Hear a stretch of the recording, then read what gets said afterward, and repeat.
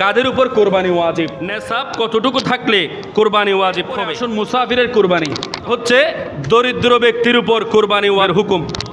কোরবানির ওয়াজিব হওয়া সত্ত্বেও 3 দিন কোরবানি না দিলে তার হুকুম। প্রশ্ন করে রাতে কোরবানি দেওয়া যাবে কিনা।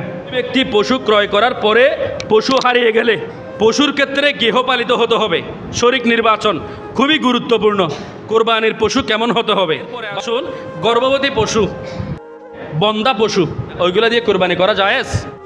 কাদের উপর কোরবানি ওয়াজিব, প্রাপ্তবয়স্ক সুস্থ মস্তিষ্ক সম্পন্ন ব্যক্তি, যেই ব্যক্তির নেসাব পরিমাণ সম্পদের মালিক হয়েছে। সুবহান। প্রাপ্তবয়স্ক অর্থাৎ যেই ব্যক্তি নাবালেগ নয়, সুস্থ মস্তিষ্ক সম্পন্ন, ওই ব্যক্তি নেসাব পরিমাণ সম্পদের মালিক 10 তারিখ, 11 তারিখ, 12 তারিখ, এই 3 দিন। 12 তারিখ সূর্যাস্তের পূর্বে যেই ব্যক্তি নেসাব পরিমাণ সম্পদের মালিক হবে তার উপর কোরবানি ওয়াজিব। মালের সম্পদের মালিক হয়ে গেছে কিন্তু মানুষটা অসুস্থ, মানসিক ভারসাম্যহীন, তার উপর কোরবানি।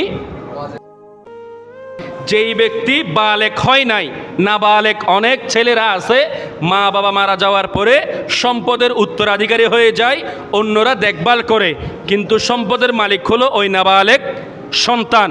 নাবালেক সন্তান সম্পদের মালিক হওয়া সত্ত্বেও তার উপর কোরবানি ওয়াজিব নয়।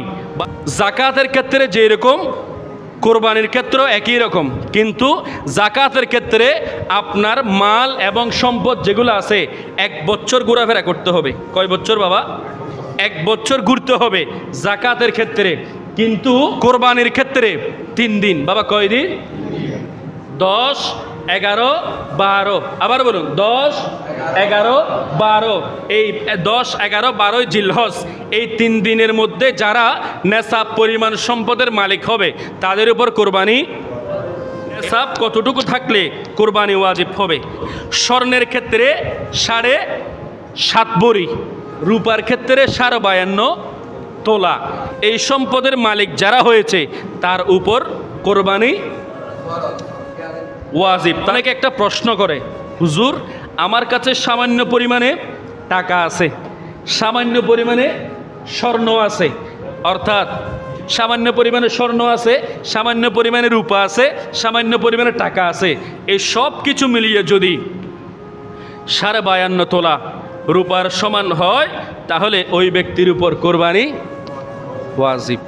জাকাত হলো 1 বছর ঘুরতে হবে, কিন্তু কোরবানি 1 বছর ঘুরতে হবে না। 10, 11, 12 জিলহজ, এই 3 দিন 12 জিলহজ সূর্যাস্তের পূর্বে যেই মানুষটা মালিকে নেসাব হবে তার উপর কোরবানি ওয়াজিব।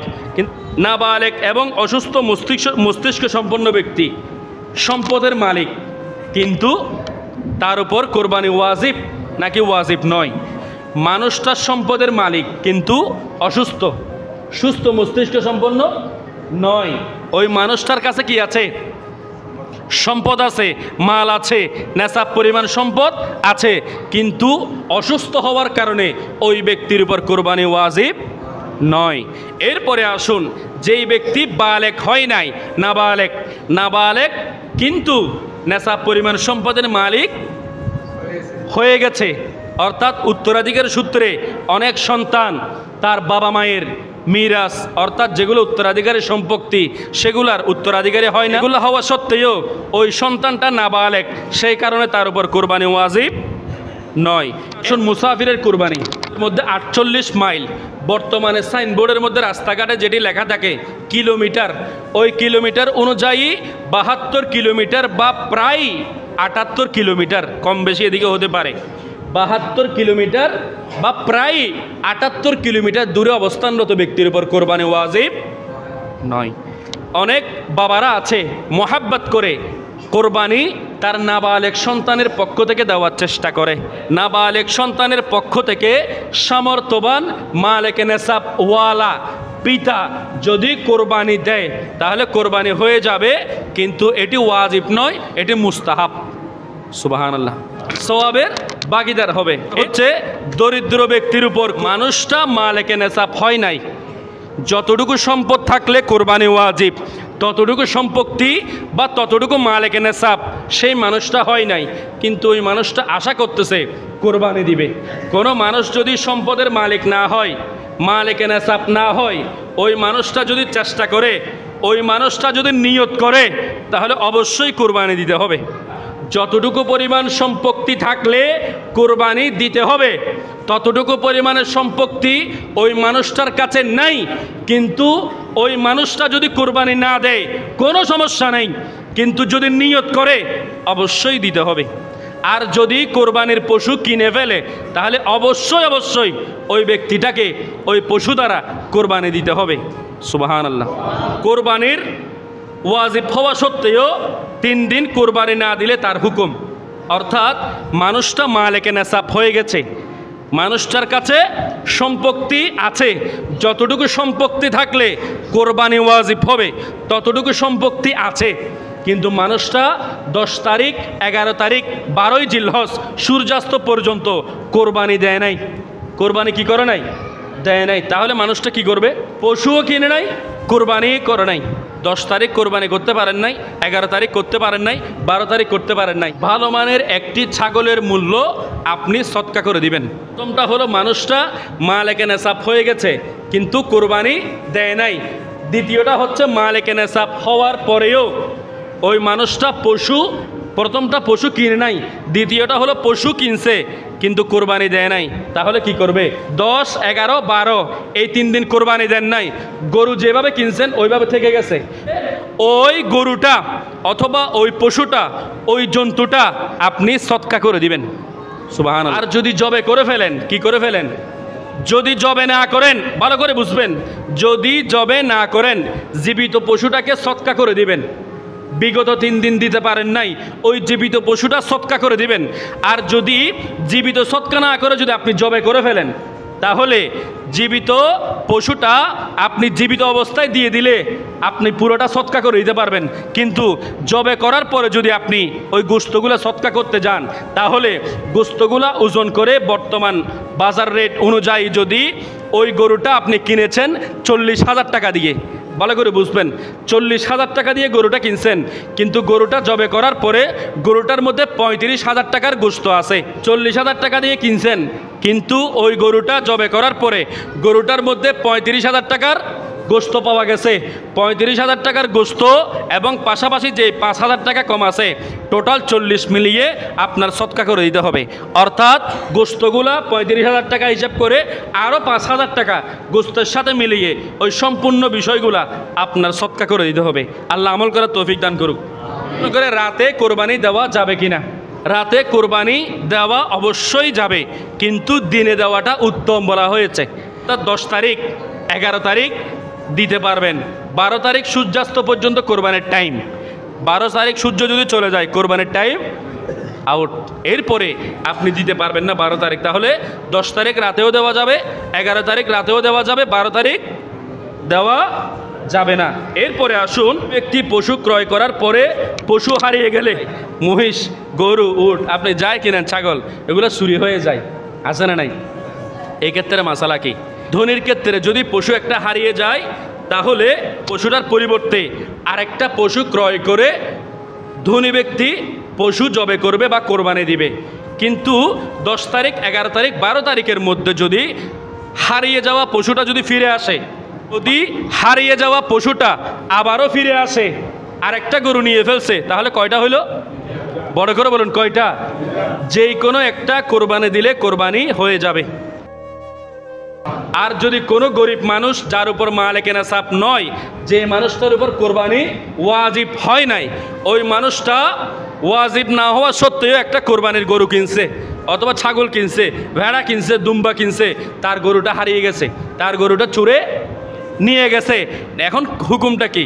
দরিদ্র মানুষ, একটা গরু হারিয়ে গেছে, মালিকে নেসাব নয়, তবুও কোরবানি দেওয়ার ইচ্ছা আছে, আকাঙ্ক্ষা আছে, প্রবল ইচ্ছা।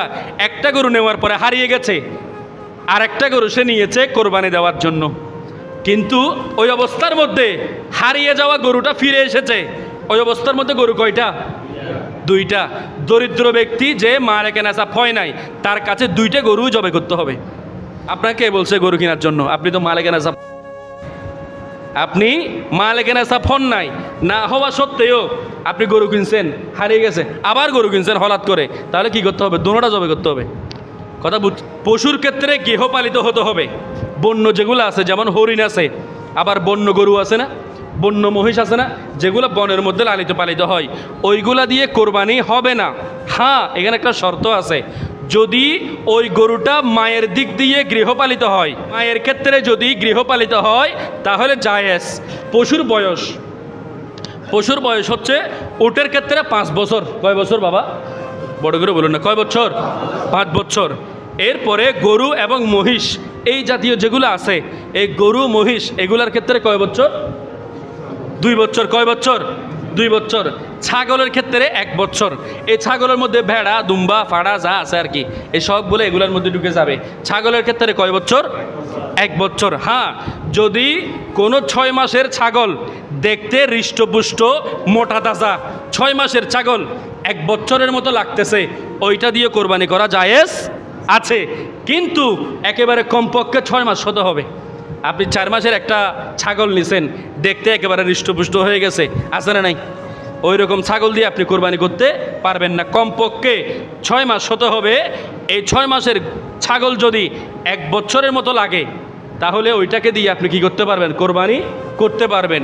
এখানে অনেকে একটা প্রশ্ন করে, ভালো করে সুর, গরু যখন হাটের মধ্যে কিনতে গেছি, গরুর বিক্রেতা বলতেছে কোরবানির গরুটা 2 বছর হয়ে গেছে, এমনকি 2 বছর প্লাস হয়ে গেছে, কিন্তু কোরবানির গরুটা দেখার মুখে অথবা বাস্তবিক পক্ষে 2 বছর হয় নাই, 1 বছর 6 মাস অথবা 1 বছর 7 মাস এইরকম, তাহলে ওইটা দিয়ে কোরবানি কি হবে? অবশ্যই ওটা দিয়ে কোরবানি হবে, যদি এটা বিক্রেতা, যিনি বিক্রি করবেন, কোরবানির ব্যাপারী যে আছে, গরু যে বিক্রি করবে, সেই যদি তার জবান দিয়ে সাক্ষী দেয় এই গরুটা 2 বছর হয়ে গেছে, উপস্থিত যারা কোরবানি নিতে যাবেন, যারা সাক্ষী আছে, তারা যদি এই কথাটা শোনেন, তাহলে ওই অবস্থার মধ্যে গরু 2 বছর হয় নাই, না হওয়া সত্ত্বেও বিক্রেতা যে বিক্রি করতেছে তার সাক্ষ্য অনুযায়ী গরুটা দিয়ে আপনি কোরবানি করতে পারবেন, জায়েজ আছে। যদি 2 বছর পরিপূর্ণ না হয়, সমস্ত গুণের ভাগীদার কে হবে? গরু যে বিক্রি করেছে সে হবে। শরীক নির্বাচন খুবই গুরুত্বপূর্ণ, খুবই গুরুত্বতার সহিত আমার আপনার এই শরীকটা নির্বাচন করতে হবে। 7 ভাগের মধ্যে যদি আমার আপনার যদি একজন সুদি পড়ে যায়, ঘুষখোর পড়ে যায়, সবার কোরবানি, একজনের কোরবানি নয়, সবার কোরবানি উঠে যাবে। আপনি দেখতেছেন এই মানুষটা সুদ খায়, আপনি দেখতেছেন এই মানুষটা ঘুষ খায়, অথবা এই মানুষটার ইনকাম হারাম পথে আয় করা, এই মানুষটা, আমাদের এখানে অনেকে আছে হুট করে পয়সাওয়ালা হয়ে যায়, আছে না নাই? অর্থাৎ আপনি গতকাল দেখছেন সেরাফাটা লুঙ্গি পরে নামাজ পড়তে আসছে, কিন্তু তার 1 সপ্তাহ পরে জুমার মধ্যে দেখতেছেন ল্যান্ড ক্রুজার প্রাড়ো নিয়ে আসছে। ওই রকম মানুষকে যদি শরীকে কোরবানির মধ্যে নেন, আপনার ওই মানুষটার কোরবানি হবে না, আপনার কোরবানিও হবে না। হারাম ইনকাম যদি আপনারটা থাকে, আপনারটা তো বাদ, যারা শরীকে আছে প্রত্যেকেরটা বাদ। সেই জন্য আল্লাহর ওয়াস্তে করজোড়ে আপনাদেরকে আমি রিকোয়েস্ট করব, যদি কোরবানি আল্লাহর দরবারে কবুল করাতে চান, আমি যতটুকু পড়ালেখা করেছি ওখান থেকে বলবো, শরীক নির্বাচনটা খুবই গুরুত্বতার সহিত আপনারা নির্বাচন করার চেষ্টা করবেন। কোরবানির পশু কেমন হতে হবে? কোরবানির পশু হৃষ্টপুষ্ট, তাজা, শিংগুলো যাতে একেবারে ভালো হয়, যেটি আমার দয়াল নবীজির হাদিস মুবারাকা থেকে আমি আপনাদেরকে বলেছিলাম। অর্থাৎ আমার দয়াল নবী হযরত আয়েশা সিদ্দিকা রাদিয়াল্লাহু তাআলা আনহাকে বলতেছেন, এই আয়েশা, একটি দুম্বা নিয়ে আসো, যেই দুম্বাটা অন্ধকারের মধ্যে চলাফেরা করতে পারে। 4 পায়ের মধ্যে যদি 1 পা খোড়া হয়, 3 পা দিয়ে হাঁটতেছে, 1 পা দিয়ে হাঁটতে পারে না, আপনার ওই পশু দিয়ে কোরবানি হবে না। এখন আসুন শিংয়ের ক্ষেত্রে যদি গরুটা জন্মগতভাবে যদি শিং না ওঠে, কোনো সমস্যা নেই, ওইটা দিয়ে কোরবানি দিলে কোরবানি হবে। কিন্তু শিং ওঠার পরে, ভালো করে খেয়াল করবেন, শিং ওঠার পরে, লেজ থাকার পরে, কান থাকার পরে যদি ওই গরুটার অর্ধেক থেকে বেশি পরিমাণে, অর্থাৎ আমি যদি 4 ভাগ হিসেব করি, 3 ভাগ যদি কি হয়, ভালো থাকে, বাবা কয় ভাগ? আপনারা বুঝতেছেন? অধিকাংশ পরিমাণে ভালো হয়, সামান্য পরিমাণে চলে যায়, গরু দিয়ে কোরবানি হবে। কিন্তু অর্ধেক যদি হয়, বা অর্ধেক থেকে বেশি হয়, অর্ধেক হলে কোরবানি হবে না, অর্ধেক থেকে বেশি হলে যা এমনিতেই কোরবানি হবে না। যদি 4 ভাগের 3 ভাগ ভালো থাকে, 1 ভাগ কিছু একটা হয়, ওইটা দিয়ে কোরবানি হবে। এখন আসি শিংয়ের ক্ষেত্রে, যদি ওই শিংটা জন্মগতভাবে নাই ওইটা দিয়ে হবে। যদি জন্মগতভাবে শিং থাকে, থাকার পরেও ওই শিংটা গোড়া থেকে ভাঙা, যেই শিং ভাঙার কারণে গরুর মস্তিষ্কে ক্ষতি হয়, অর্থাৎ গরুর শিংয়ের সাথে গরুর ব্রেনের কি আছে, একটা সম্পর্ক আছে। গরুর যেই শিংটা আছে গোড়া থেকে যদি ভাঙা থাকে, ব্রেনে সমস্যা হয় গরুর, তাহলে বাবারা বন্ধুরা ওই গরুটা দিয়ে কোরবানি হবে না। কোরবানির শিংকে আপনি 4 ভাগে ভাগ করে যদি 3 ভাগ ভালো থাকে, 1 ভাগ একেবারে সামান্য পরিমাণে একটু ভেঙে গেছে, হ্যাঁ এখানে কান আছে, কানের মধ্যে কানটাকে আপনি 4 ভাগে ভাগ করবেন, 4 ভাগে ভাগ করে 3 ভাগ ভালো, 1 ভাগ একটু করে সামান্য এদিকে সেদিক, এটা দিয়ে কোরবানি হবে। তাহলে 3 ভাগ ভালো থাকতে হবে, 4 ভাগের 3 ভাগ কি সম্পূর্ণ পরিমাণে দাঁত যদি থাকে ওই পশু দিয়ে কোরবানি হবে। আর যেগুলো সম্পূর্ণ পরিমাণে দাঁত নেই ওইগুলো দিয়ে কোরবানি হবে না। এমনকি যেই পশুটা দুর্বল, যেই পশুটার মজ্জা ভাঙা, যেই পশুটা দুর্বল, হাঁটিয়ে নিয়ে যাওয়ার ক্ষেত্রে, অর্থাৎ আপনার বাড়ি থেকে কোরবানির ঈদগাহ পর্যন্ত হেঁটে যেতে পারে না, ওই গরুটা দিয়ে কোরবানি হবে না। ওইটার হাড্ডিগুলা মজ্জাগুলো একেবারে শুকাই গেছে। প্রকারের গরুর মধ্যে যদি 4 প্রকারের এই বিষয়গুলো থাকে, ওই গরু দিয়ে কি হবে না, কোরবানি হবে না। 1 নাম্বার অন্ধ, গরুটা কি চোখে দেখে না, ওই গরুটা দিয়ে কোরবানি হবে না। 2 নাম্বার রুগ্ন, যেগুলোর অসুস্থতা দেখা যাচ্ছে, খোড়া একেবারে অসুস্থ পড়ে যাচ্ছে, হাঁটতে পারতেছে না, ওই গরু দিয়ে কোরবানি হবে না। এরপরে 3 নম্বরে 4 খোড়া একেবারে প্রকাশিত, 4 পায়ের মধ্যে 1 পা, হাঁটতে পারতেছে না, ওইটা দিয়ে কোরবানি হবে না। এরপরে 4 নম্বরে হলো যেই পশুর হাটগুলো শুকনো হয়ে গেছে, মজ্জা হয়ে গেছে, ওইগুলা দিয়ে কোরবানি হবে না। তাহলে গর্ভবতী পশুটা যদি কি হয়, প্রেগনেন্ট অর্থাৎ কি হয়, গর্ভবতী হয়, তাহলে এটা দিয়ে কোরবানি হবে, অবশ্যই হবে। গর্ভবতী হয় তাহলে এটা দিয়ে কোরবানি আপনি করতে পারবেন, কিন্তু জবে করার সাথে সাথে, তবে এখানে একটা হুকুম আছে, যদি ওই গরুটা প্রসবের সময় খনিয়ে আসে, ওইটা দিয়ে কোরবানি করাটা মাকরু বলা হয়েছে। 2-1 রাওয়ায়াতের মধ্যে মনে করেন গরুটা প্রসব করবে, করবে 10 তারিখ, 11 তারিখ, 12 তারিখ গরুটা বাচ্চা দিয়ে দিবে, ওই গরু দিয়ে কোরবানি করা মাকরু বলা হয়েছে। যদি ওই গরুটা গর্ভবতী হয়, ওই গরুটা দিয়ে আপনি কোরবানি করতে পারবেন, এর মধ্যে কোনো সমস্যা নাই। কিন্তু গরুর যে বাচ্চাটা আছে, ওই বাচ্চাটাকে সহ জবে করতে হবে। বাচ্চাটা যদি মারা যায় তাহলে তো নাই, যদি জীবিত থাকে ওই জীবিত যে ইয়াটা আছে, বাচ্চাটা আছে, সেটাকে জবে করতে হবে। আর যদি জবে না করেন তাহলে পুরোটা কি করে দিতে হবে, পুরোটা সৎকা করে দিতে হবে।